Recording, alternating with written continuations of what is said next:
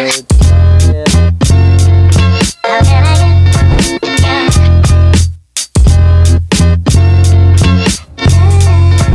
up, guys? Another jam-packed day today. And today, we're taking possession of our newest project. Very excited for that.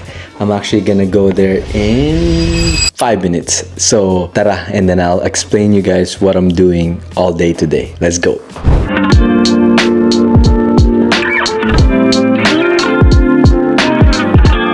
What's up, guys? We are finally here. Nandito na ako, standing in front of this beautiful 1970s?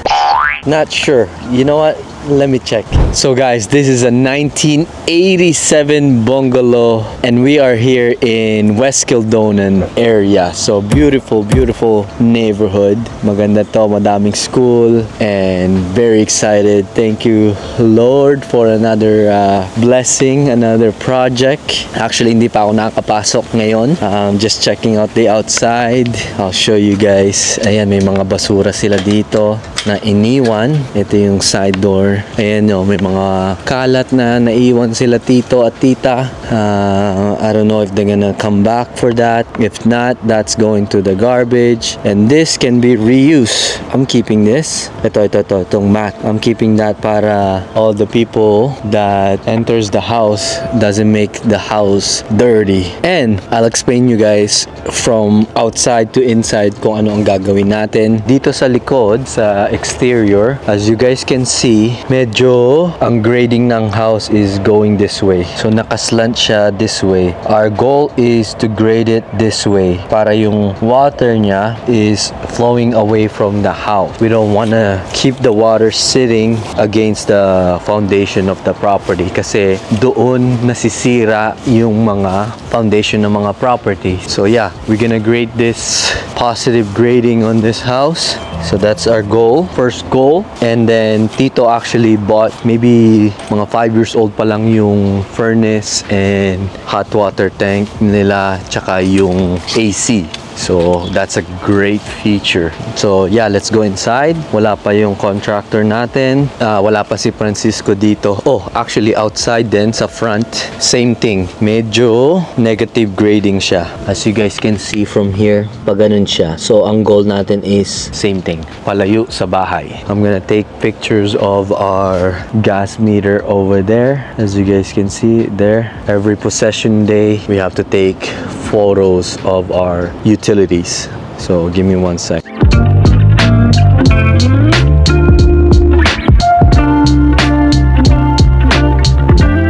Okay, tara na sa loob. Tingnan natin kung paano iniwan nila tito at tita tong loob. Tao pa kaya dito? Mukhang wala ng tao. Let's go.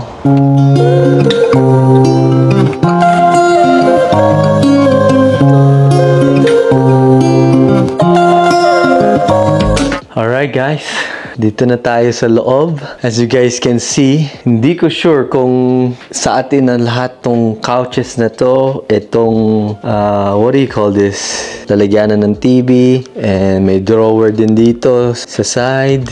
May chairs, may halaman. May bikat pa, my favorite chip. This is my favorite chip, guys. So, kung hindi nyo pa alam, that's my favorite chip. Actually, let me call the seller, the previous owner. Tito, tita, are you guys here? I guess wala na sila. So, let's turn on the lights. Boom, boom, boom. Okay, give me 1 sec. Hello? Tito, kamusta po? Good morning. Good morning. Nandiyan ka ba sa bahay? Apo, nandito na ako sa dito. Ang question ko po, kaya ako tumawag is yung couch, itong lalagyan nyo ng TV, hindi nyo na po ba ito kukunin? Wala na akong kukunin dyan. Ang kinuha lang ng mga anak ko kasi yung table na maliit saka mga silya sa baba lang ang kinuha. Iiwan ko na yan sa'yo. Di ba sabi ko sa'yo? Just making sure lang po, Tito.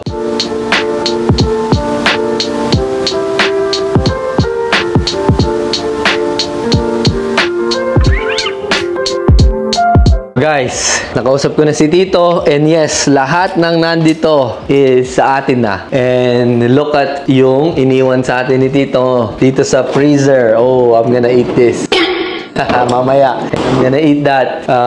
Chips. Yung bikat.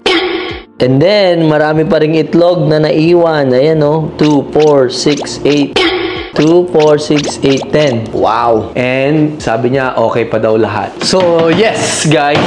This is our new project. Very happy. Nagdi-debate ako kung gagastusan ko siya ng sobra. As you guys can see, look, it's in good condition. Like, look at the bedroom, guys. Good condition siya, oh. Walang masyadong gagawin, mga patches, hindi katulad ng mga binibili kong ibang bahay na maraming gagawin, right? Ayun nga yung pinagdi-debate ng utak ko kung gagastusan ko pa ba siya. Like, but anyway, we have 2 bedroom on the main floor. Here's the first bedroom right there. And then here's our main bathroom right here. And ang dami pang toilet treats na naiwan sila tito. Look at that. Our shower is looking pretty good. Tapos here's the other bedroom. We gotta take this off. We gotta change this lock. Here's another bedroom. Meron din tong kamang naiwan and there's vacuum. Oh my goodness. So, yeah. Ito pala yung kitchen. Ito yung dining area and kitchen. Our goal is to remove this to make it more open. Tapos, I think pipinturahan na lang namin yung mga cupboards. And then we're gonna change this countertop to a quartz countertop. Tapos, ito yung basement. Let's go down to the basement. As you guys can see, boom. Malinis din ang basement. Napakalinis. And then dito may kama na naman siyang iniwan and may TV pa. Wow, ayan oh, TV guys oh. May 5 pesos. So, sino gusto ng 5 pesos?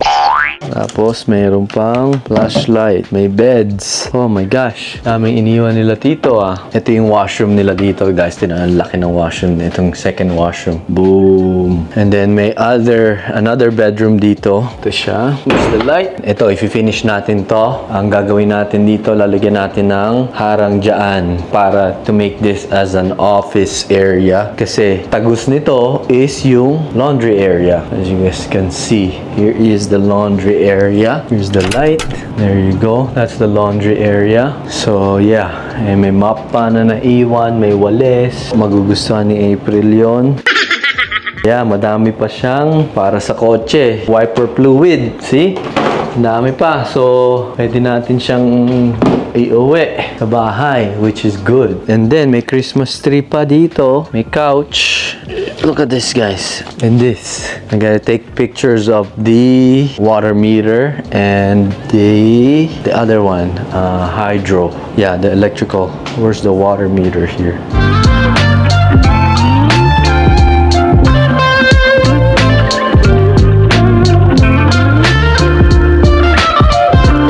So guys, we got the our famous, the most notorious Francisco over here, just going over everything.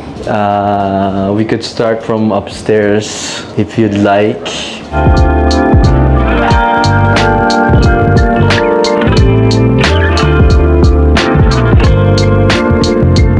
Okay guys, all done dito sa bago nating project. Yeah, me and Francisco did everything. We went over our scope of work and I'm happy. House looks good.